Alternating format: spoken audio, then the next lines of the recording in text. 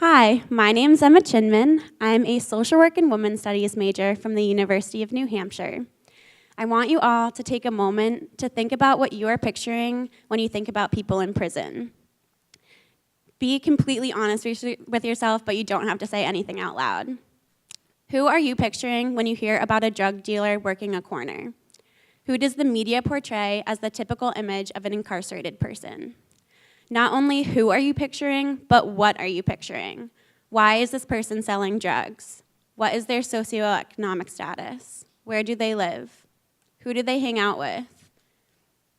This isn't a trick question. I'm not trying to make you feel bad for having these previous dispositions. You and I and the rest of society have been predisposed since birth to believe that people of color, people of lower socioeconomic status, marginalized groups, and minorities are the image that you should associate with incarcerated people. Not only are these the people that society deems the image of incarcerated people, but these are the people that are being convicted at the highest rates. Black men are 6 times more likely to be incarcerated than white men, and 10 times more likely to be incarcerated for drug crimes than white men, even though it has been statistically proven that all races are doing and selling these drugs at exactly the same rates. Before I went into my internship at the PD Green program, where I was given the opportunity to tutor these incarcerated students, I had these same biases. I had never stepped foot in a correctional facility, and I had absolutely no idea what to expect.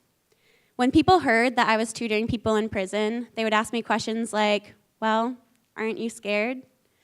To which I would think, but would never admit to anyone, that honestly, I was a little bit scared. Looking back, I am completely ashamed that I ever had these thoughts. I spent my Monday mornings every week this semester tutoring an incarcerated student of color, Derek.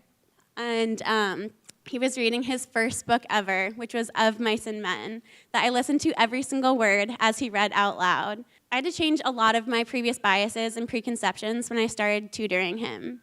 When you normally hear about someone who has never read a book before, or when you hear about someone who hasn't finished high school, you think that they're uneducated. But he changed every single preconception I ever had, because the conversations that came out of reading passages from Of Mice and Men that moved us, stuck out to us, and confused us were some of the most meaningful, emotional, and unforgettable conversations that I've ever had before in my life. I not only felt like I was helping him to achieve his academic goals, but I felt as if he was helping me to understand a little bit into his experiences and his life through our reading of Mice and Men.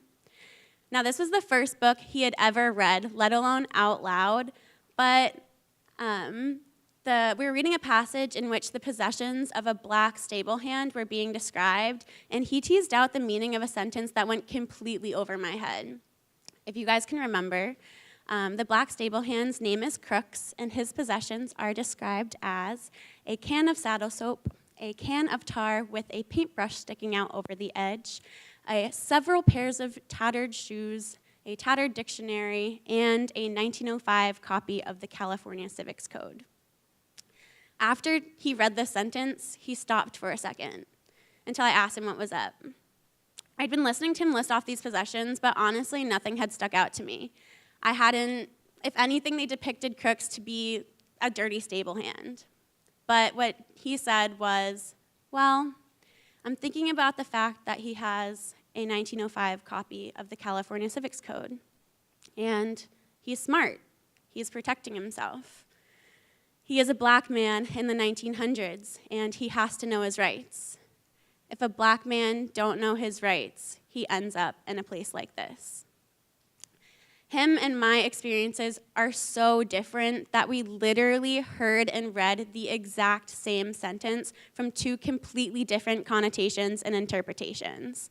Not only did my biases prevent me from being able to understand and interpret that passage in the insightful way that he had, but they also prevented me from being able to think that someone without a high school diploma could be so wise in their interpretations of the passage. I will never again look at someone who is less educated than myself and think that they don't have the ability to give insightful input into heavy subject matter. Now, when people ask me about my experiences tutoring and they say things like, well, aren't you scared? I so desperately want to share with them some of my experiences tutoring to tell them that, no, I'm not scared, because these are some of the most dedicated students I've ever met before in my life who are trying so desperately to turn their lives around in a society that hasn't worked for them, that wasn't built for them, and that demonizes their very existence. If you take anything away from this semester, from this talk, I would take something away from this semester. I want you to try to speak to people who have different experiences than yourself. If I hadn't stepped out of my world to tutor incarcerated students with the PD Green program, would have never met some of the most beautiful human beings and had some of the most insightful conversations with these students. I ask you not to go forth to share your own knowledge, but I ask you to try to learn something from them. I went into the PD Green program thinking that I was solely going to be sharing my knowledge with these students, but have been completely humbled in the knowledge that their stories and their words and their insight are so valuable, and their stories cannot be forgotten because they're being locked up, taken away from society and their families and their communities. If anything, we need to raise their voices to be way louder than everyone else's, because their stories are the ones that are going to change the prison industrial complex as we know it. Thank you.